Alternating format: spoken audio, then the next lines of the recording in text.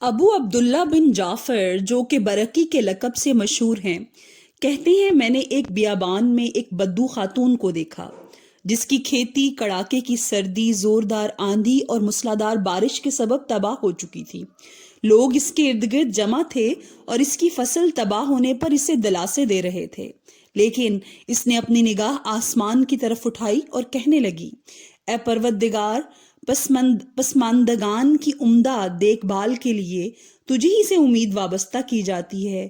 جو کچھ تباہ و برباد ہو گیا اس کی تلافی تیرے ہی ہاتھ میں ہے، اس لیے تو اپنی نرالی شان کے مطابق ہمارے ساتھ معاملہ فرما، کیونکہ ہمیں یقین ہے ہماری روزی کا بندوبست تیرے ہی ذمے ہے اور ہماری آرزوئیں، ہماری تمنائیں تجھی سے وابستہ ہیں۔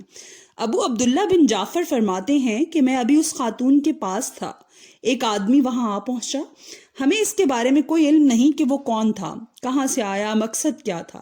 جب اسے اس عورت کے عقیدے اور اللہ تعالیٰ سے تعلق کا پتہ چلا تو اس نے 500 دینار نکالے اور اسے اس عورت کی خدمت میں پیش کیا اور اپنی راہ چلتا بنا۔ سبحان اللہ۔ اسلامک ویڈیوز کی سپورٹ کے لیے چینل کو سبسکرائب کر دیں۔ شکریہ۔